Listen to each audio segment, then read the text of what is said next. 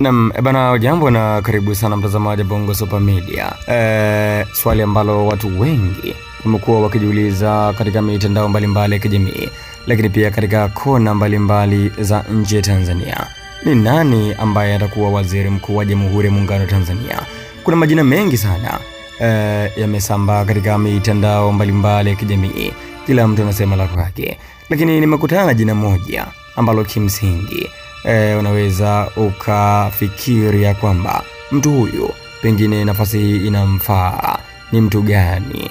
Utafahamu cha kufanya ni kubonyeza alama ya subscribe ili uwe mtu wa kwanza kupata video mbalimbali kutoka hapa Bongo Super Media. Majina ni mengi sana katika mitandao mbalimbali ya kijamii, lakini nimekutana na jina hili la Hussein Bashe. Watu wengi wanamfahamu huyu Hussein Bashe. Umri wake ni miaka 50 na ni moja ya kiongozi ambaye amedumu katika serikali ya Jamhuri ya Muungano wa Tanzania kwa muda mrefu kweli kweli. Na nimekutana katika mitandao mbalimbali ya kijamii, watu wanasema kwamba nafasi ya waziri mkuu inamfaa bwana Hussein Bashe kuliko wengine ambao wanapigiwa chapuo kama vile Tulia Ackson, Kitila, lakini pia Profesa Kabudi, kina Makonda na wengineo. Lakini kwa upande wa Bashe ndio nafasi hii inamfaa. Hivyo nimekutana na taarifa hii nikaona ni bora mtazamaji Bongo Super Media ni kuhabarisha kuhusiana na habari hii kumhusu Bashe.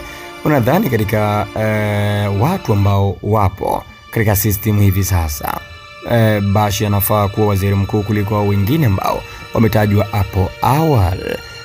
Unaweza kaniandikia maoni yako hapo katika sehemu ya comments kuhusiana na mtazamo huu ambao nimeukuta katika mitandao mbalimbali ya kijamii, lakini pia za ndani. Inasemekana, hakuna uhakika, lakini Bashe anaweza kawa waziri mkuu wa Jamhuri ya Muungano wa Tanzania. Maoni yako ni muhimu sana. Andika hapo katika sehemu ya comment, na ikiwa ndio mara ya kwanza kutembelea katika channel hii, usisahau kubonyeza alama ya subscribe. Tukutane tena katika video nyingine. Bye bye.